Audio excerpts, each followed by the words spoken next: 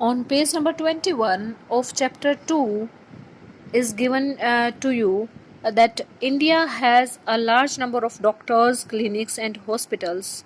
India में बहुत सारे डॉक्टर्स, क्लिनिक्स और हॉस्पिटल्स हैं और हमारी country public health care system को चलाने में, जिसमें हॉस्पिटल्स काउंट होते हैं, डिस्पेंसरीज काउंट होती हैं और छोटे क्लिनिक्स भी काउंट होते हैं, हमारी कंट्री इन सभी हेल्थ केयर सिस्टम्स को चलाने में बहुत ही अच्छा एक्सपीरियंस और नॉलेज रखती है. This is the system of hospitals and health care centres run by the government, और ये सभी गवर्नमेंट चलाती है.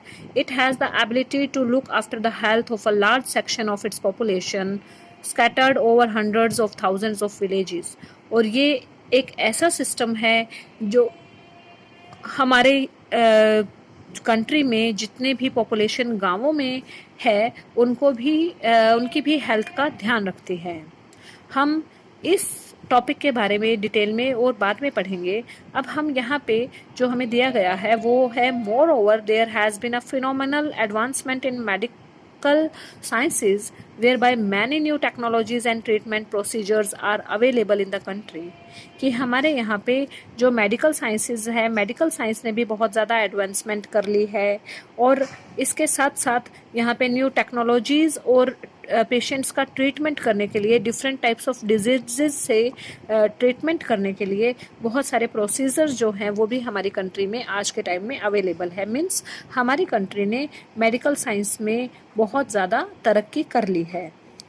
However, the second column points, ये तो बात थी अब तक फर्स्ट कॉलम की कि पॉजिटिव पॉइंट्स हैं हमारे यहाँ मेडिकल सिस्टम के, लेकिन जो हमारा सेकंड कॉलम जितने भी नेगेटिव पॉइंट्स बता रहा है उससे हमें पता लगता है कि that how poor the health situation in our country is. हमारी कंट्री में हेल्थ सिचुएशन कितनी ज़्यादा पुअर हो चुकी है. With all the above positive developments, we are not able to provide proper healthcare facilities to people. जबकि हमारा जो फर्स्ट कॉलम है वो हमें बताता है कि हमने इतनी ज़्यादा डेवलपमेंट कर ली है मेडिकल साइंसेज में, हॉस्पिटल्स बहुत सारे बन गए हैं, मेडिसिन्स हम लोग जो है एक्सपोर्ट कर रहे हैं विदेशों में, हमारे यहाँ पे मेडिकल टूरिस्ट आते हैं अपना ट्रीटमेंट करवाने के लिए और हर साल हमारे यहाँ से लगभग 15,000 नए डॉक्टर्स एग्ज़ाम क्लियर करते हैं. लेकिन सेकंड कॉलम हमें ये बता रहा है कि इतनी सारी पॉजिटिव डेवलपमेंट्स के बाद भी हम अपने ही लोगों को, अपने कंट्री के ही लोगों को proper health care facilities provide करने में आज भी एबल नहीं हुए हैं, आज भी लैकिंग है. This is the paradox, something that is contrary to what we would expect. ये बिल्कुल एक टाइप से विपरीत हो गया है, अपोजिट हो गया है कि जो चीज़ हम एक्सपेक्ट करते हैं वो चीज़ पूरी नहीं हो पा रही है. Our country has the money, हमारी कंट्री के पास मनी है, नॉलेज है और बहुत एक्सपीरियंस होल्डर पीपल हैं जो मेडिकल साइंसेज में, जिन्होंने बहुत सारी डिग्रीज़ ली हैं, जो एजुकेटेड हैं, नॉलेज रखते हैं, but cannot make the necessary health care available to all. पर वो भी जो हमारे इंडिया में लोगों को जितनी भी हेल्थ केयर फैसिलिटीज़ मिल जानी चाहिए उन सब को प्रॉपरली पूरा नहीं कर पा रही हैं. In this chapter, we will look at some of the reasons for this. हम इस चैप्टर में कुछ रीजंस जो इससे रिलेटेड है कि यहाँ कमियाँ क्यों हैं उसके बारे में पढ़ेंगे. At the right side of this paragraph, a picture is given to you which is showing the picture of the government hospital, in which the picture is telling us that patients usually have to wait in long queues in public hospitals like this one. कि government hospitals में लोगों को, यहाँ पे public hospitals का मतलब government hospital से है, public hospitals means government hospital. तो गवर्नमेंट हॉस्पिटल में लोगों को, पेशेंट्स को लॉन्ग क्यूज़ में, लंबी लाइंस में लग कर के वेट करनी पड़ती है. तो यहाँ कहीं ना कहीं लैकिंग है, हमारे जो हेल्थ केयर फैसिलिटीज़ हैं उनमें लैकिंग है. अब यहाँ पे आपको इसी पेज पे नीचे एक पिंक बॉक्स में एक स्टोरी दी गई है, जो स्टोरी है कि कैसे एक पेशेंट था, उसको ट्रीटमेंट कैसे मिला और क्या किन किन स्टेप से उसको गुजरना पड़ा. तो ये स्टोरी है द स्टोरी ऑफ हकीम शेख. हकीम शेख जो है वो पश्चिम बंगा खेत मजदूर समिति का एक मेंबर है. और ये पश्चिम बंगाल खेत समिति मजदूर समिति क्या है? An organisation of agricultural labourers in West Bengal.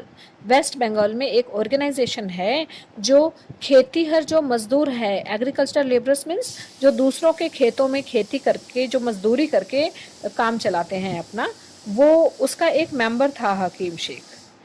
And 1992 में एक इवनिंग में क्या हुआ कि वो रनिंग ट्रेन से गिर गया, चलती हुई ट्रेन से गिर गया, उसके साथ और उसकी इंजरी हुई, उसको हेड इंजरी हुई, सिर पर चोट लगी। He was in a very serious condition and needed immediate treatment. वो बहुत ही ज़्यादा सीरियस कंडीशन में था और उसे जल्दी ही कोई ना कोई ट्रीटमेंट चाहिए था। अब उसे गवर्नमेंट हॉस्पिटल ले जाया गया कोलकाता में, लेकिन उन लोगों ने, गवर्नमेंट हॉस्पिटल के डॉक्टर्स ने उसे एडमिट करने से मना कर दिया क्योंकि उनके पास प्रॉपर स्पेयर बेड नहीं था। मतलब कोई बेड खाली ही नहीं था, वहाँ पेशेंट से भरे पड़े थे सभी bed. Another hospital did not have the facility और the specialised doctors necessary for his treatment. दूसरा हॉस्पिटल भी था, वहाँ पे भी कोई ऐसी फैसिलिटी नहीं थी या ऐसे स्पेशलाइज्ड डॉक्टर नहीं थे जो उसका ट्रीटमेंट कर पाते हेड इंजरी का। In this way he spent 14 hours in a critical state.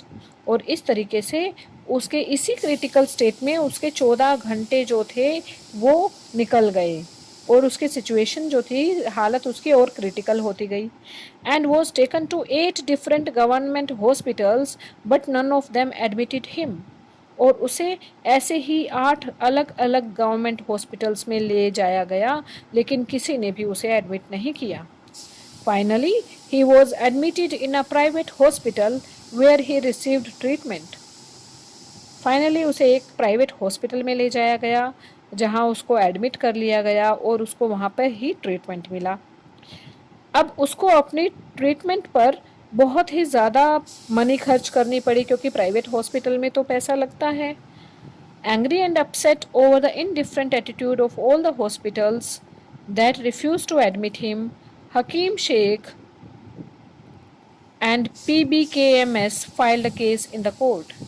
अब वो गवर्नमेंट हॉस्पिटल से जिन्होंने उसे एडमिट करने से मना कर दिया था, उनसे नाराज़ भी था, अपसेट था, उनकी वजह से उदास भी था और उनसे गुस्से भी था।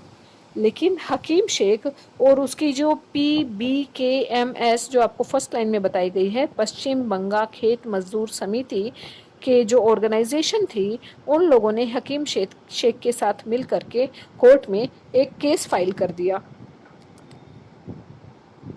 अब आपको इसी पेज के एंडिंग में एक लाइन दी गई है, ब्लू लाइंस में लिखा गया है, read the story given above, then imagine that you are a जज in the court, what would you say to Hakim Sheikh.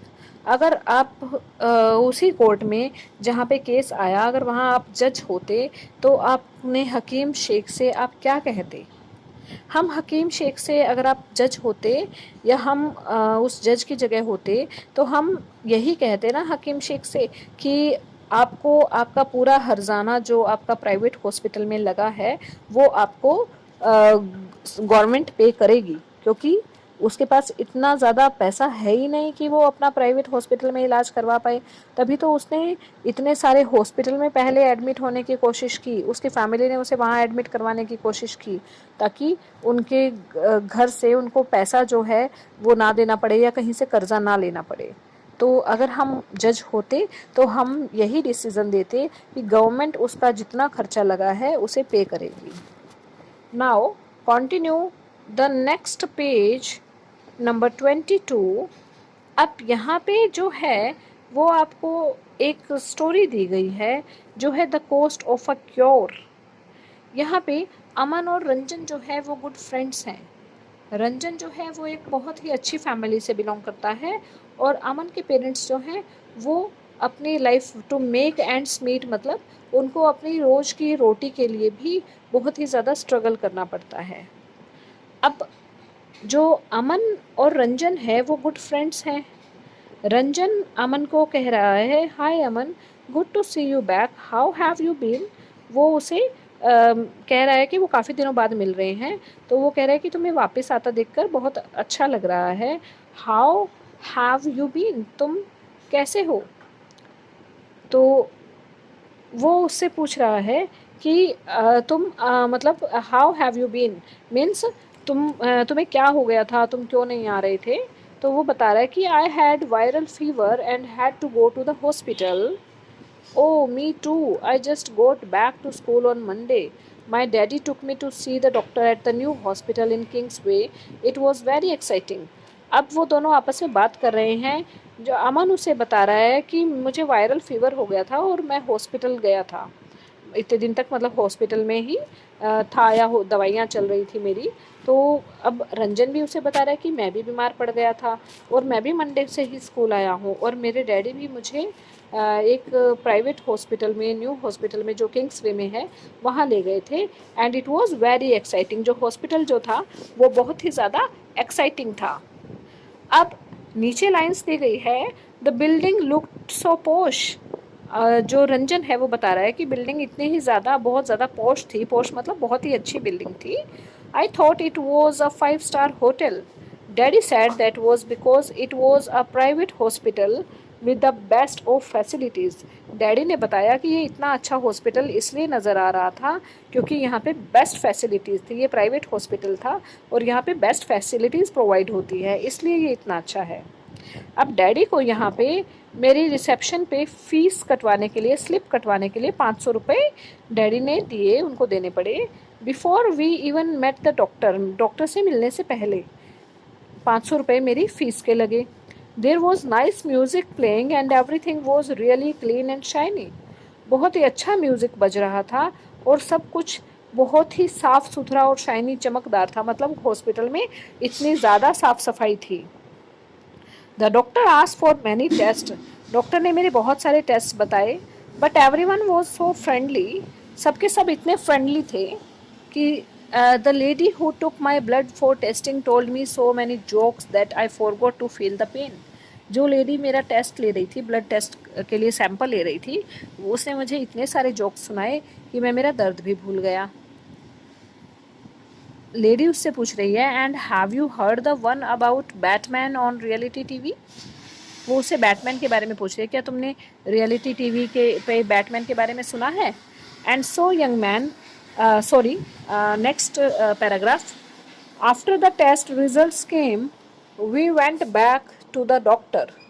जैसे ही टेस्ट के बाद रिजल्ट आया, हम वापस कहाँ चले गए, डॉक्टर के पास गए। ही looked through them and said everything was fine and I only had viral fever. He prescribed loads of medicines and rest.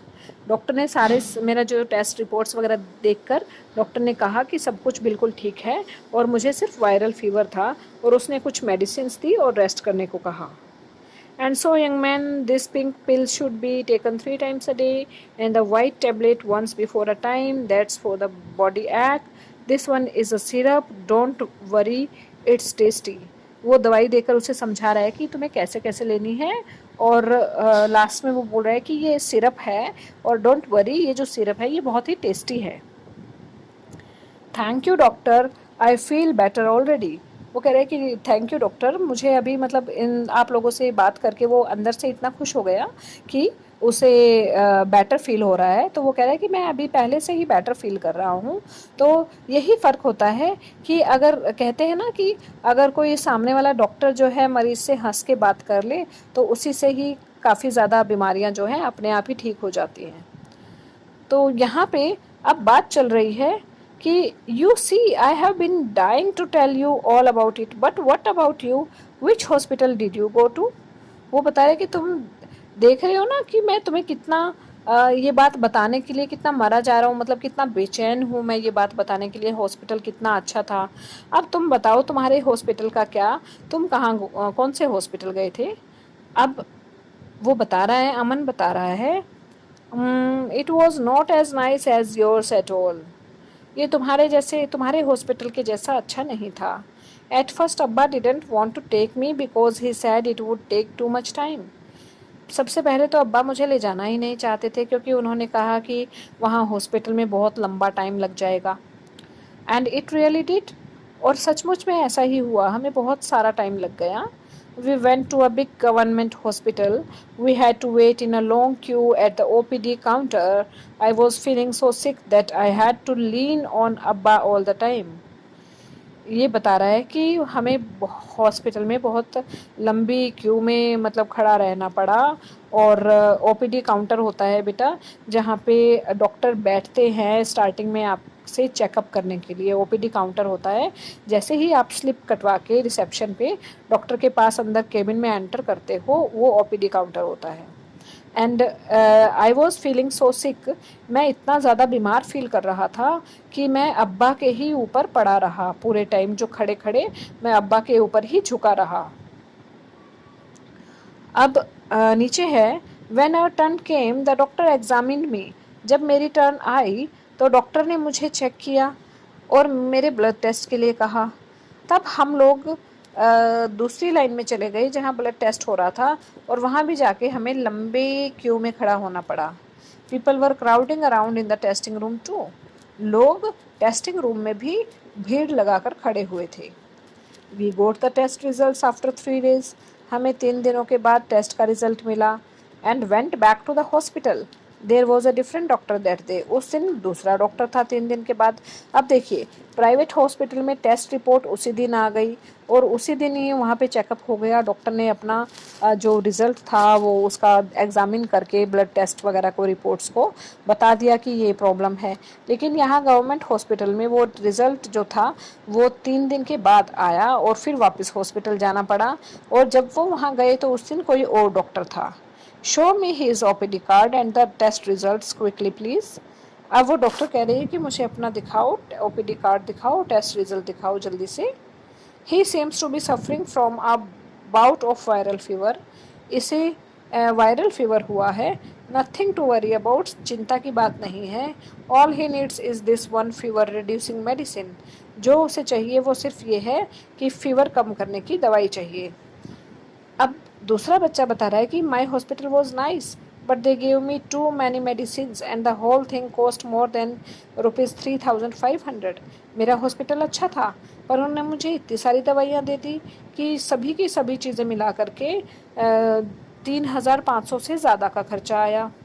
अब वो बच्चा जो दूसरा है जो गवर्नमेंट हॉस्पिटल में गया था वो बता रहा है, that much, my treatment cost just ₹150। तुम्हारा इतना ज़्यादा लग गया, वो मन में सोच रहा है, जबकि मेरा ट्रीटमेंट सिर्फ ₹150 में हो गया। यहाँ ब्लू बॉक्स में आपको नेक्स्ट पेज पे क्वेश्चंस दिए गए हैं, पेज नंबर 24 पे। That why did Ranjan have to spend so much money, give reasons. आप इन्हें अपने नोटबुक में लिखेंगे और आप रीजंस लिखेंगे। Because Ranjan went to the private hospital which was like a 5-star hotel and everything charges a lot there. Okay, and you can write your own reasons too after reading the paragraph. And what problems did Aman face in the public hospital? अमन को public hospital में क्या क्या problems face करनी पड़ी ये भी आप लिखेंगे। आपको पता है उन्हें लंबी क्यू में वेट करनी पड़ी ओपीडी के लिए भी, फिर टेस्ट के लिए भी, फिर टेस्ट रिपोर्ट्स 3 days के बाद आई, फिर डॉक्टर्स ने जब उसे दवाई दी तो मतलब शॉर्ट में ही बस बता दिया कि सिर्फ वायरल फीवर है और ये एक दवाई से काम चल जाएगा। How do you think the hospital can work in a better manner? आपको क्या लगता है कि हॉस्पिटल बेटर मैनर में कैसे चल सकता है अगर हॉस्पिटल में सब कुछ सिस्टमैटिक हो? If the hospitals management set everything systematic that the patient should not stand there in crowd manner, वहाँ पे भीड़ भाड़ लगा के खड़ा ना हो, they should stand in a queue and at least the numbering should be fixed. जो पेशेंट को, कितने पेशेंट्स को एक डॉक्टर देखेगा वो नंबरिंग जो है वो फिक्स हो कि एक दिन में वो डॉक्टर सारे दिन में 40 या 50 पेशेंट्स ही देखेगा। तो उससे जो है वो हॉस्पिटल जो है एक बेटर मैनर में चल सकता है। इसको आपको लिखने की ज़रूरत नहीं है, just only write down what problems did Aman face in the public hospital. Only write down these points, other was for the discussion. Where do you go when you are ill, ये भी डिस्कस के लिए है, don't write. Hospital जाते हैं हम अगर बीमार पड़ते हैं। Are there any problems that you face, क्या आपको वहाँ पे प्रॉब्लम्स होती है? कुछ प्रॉब्लम्स तो हर हॉस्पिटल में ही होती है, भीड़ तो हर हॉस्पिटल में ही होती है।